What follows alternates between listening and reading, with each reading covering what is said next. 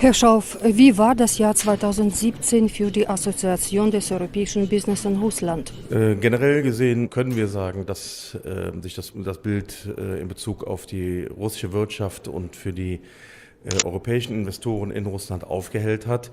Wir haben in diesem Jahr Wachstum erlebt in Russland, in manchen Bereichen, wo wir beispielsweise einen guten Überblick haben, im Bereich des Automobilmarktes, im Bereich des Marktes für Baumaschinen, aber auch in anderen Bereichen hat es starkes Wachstum gegeben. Wir haben zum Beispiel jetzt für November 2017 im Vergleich zum Vorjahresmonat ein Wachstum von 15% auf dem Automobilmarkt festgestellt. Wenn wir uns die Baumaschinen anschauen, sehr interessanter Markt natürlich im Hinblick auf die Infrastrukturentwicklung in Russland. Da konnten wir in manchen Bereichen Zuwächse von 50, 60, 70% sehen im dritten Quartal 2017 im Vergleich zum Vorjahresquartal. Also insofern ist die Lage in dem Bereich besser geworden. Wo wir bisher noch Schwächen sehen, ist gerade der Konsumentenmarkt, also wo die Firmen, die bei uns Mitglied sind, sich bisher noch nicht so positiv geäußert haben, weil eben kaum Wachstum zu verzeichnen ist.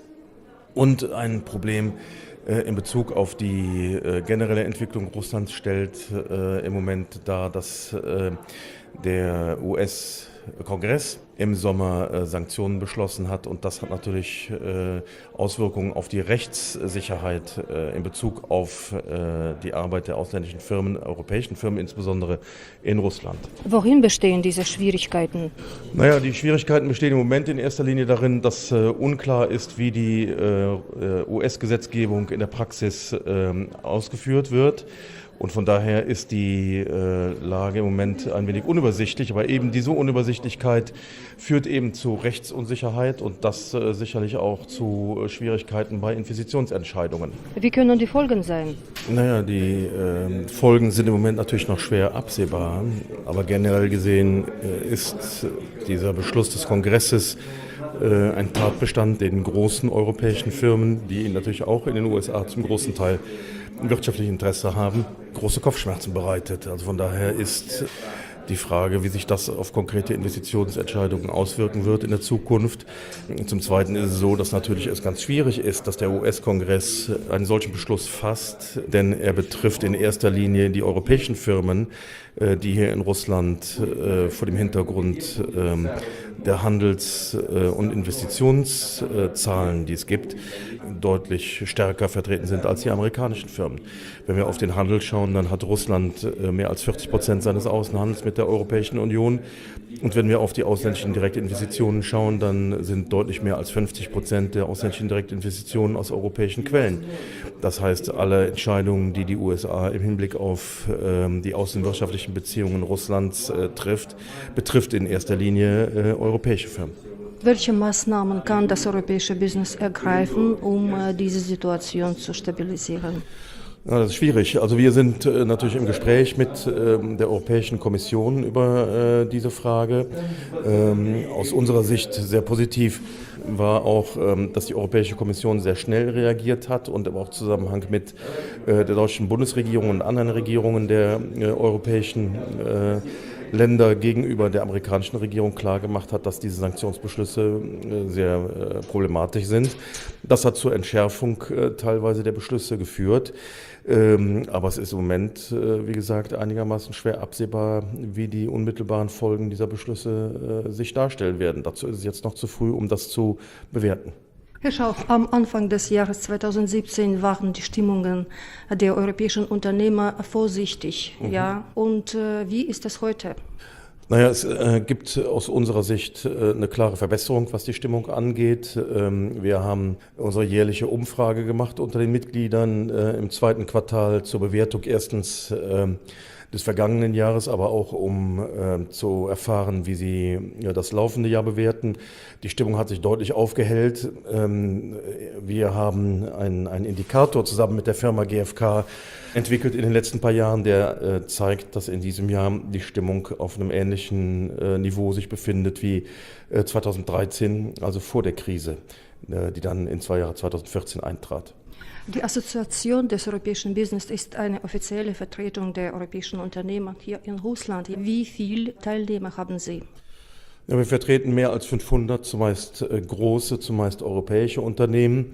Und vor dem Hintergrund der Zahlen, die ich eben schon genannt habe, in Bezug auf Handel und Investitionen, sind wir die Hauptvertretung ausländischer Investoren hier in Russland. Welche russische Regionen sind für die europäischen Unternehmen insbesondere attraktiv? Naja, was wir erfahren haben vor dem Hintergrund der Entwicklung der letzten mehr als 25 Jahre, seitdem der russische Markt geöffnet worden ist natürlich, dass zuerst die Firmen in die Bereiche Moskau und Umgebung, aber auch St. Petersburg gegangen sind. Das hat sich aber jetzt in den letzten Jahren ganz stark diversifiziert. Also wir haben natürlich viel Entwicklung gerade gesehen in Kaluga im Südwesten von Moskau. Wir haben viel Entwicklung gesehen in Tula im Süden von Moskau. Das ist alles die Zentralregion immer noch.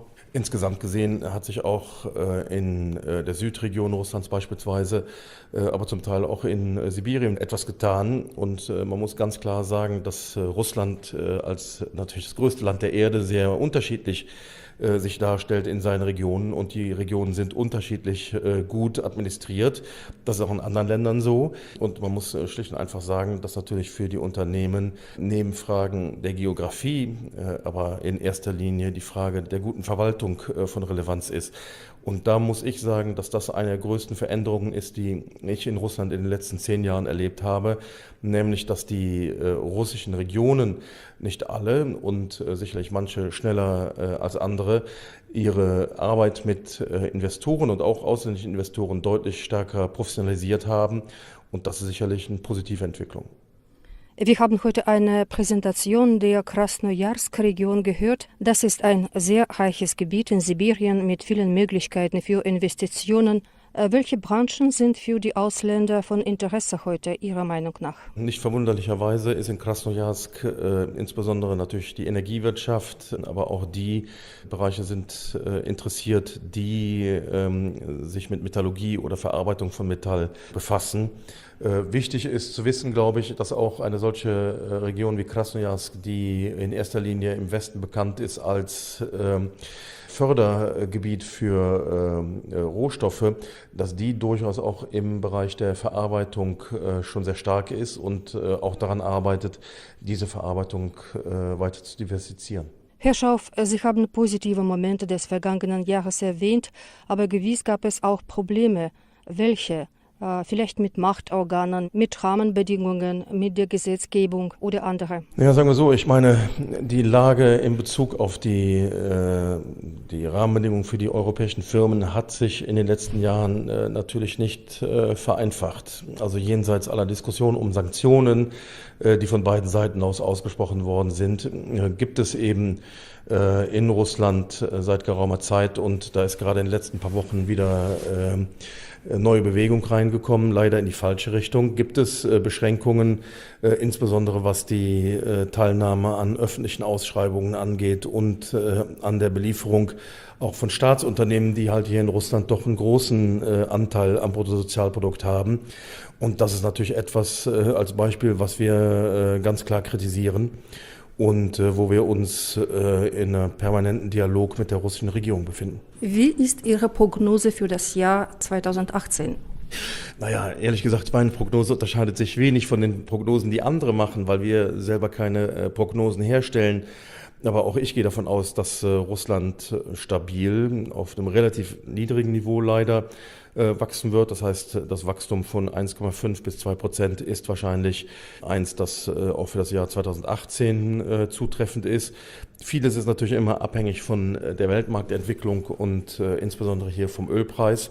Aber solange da keine großen Bewegungen nach unten und nach oben stattfinden, wird das Wachstum wahrscheinlich auch auf mittlere Frist in dem Bereich bleiben. Dies kann aus unserer Sicht sicherlich aber auch ein Ansporn für die russische Regierung sein, die Wirtschaft weiter zu diversifizieren. Und das ist ja einer der Pläne, die schon seit Jahren in der Öffentlichkeit diskutiert werden. Herr Schauff, und welche Rolle kann dabei der Präsidentschaftswahl in Russland spielen?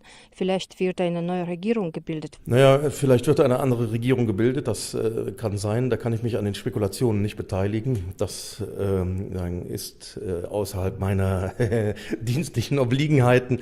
Aber um es ganz klar zu sagen, Es ist natürlich teils eine Frage der Regierung, aber es ist auch teils eine Frage von schwer zu beeinflussenden Rahmenbedingungen. Wenn in dem Bereich der Rohstoffförderung und des Rohstoffexports auch in Krisenzeiten die höchsten Profite gemacht werden, dann ist es natürlich sehr schwierig, eine Wirtschaft, die stark darauf ausgerichtet ist, umzustrukturieren.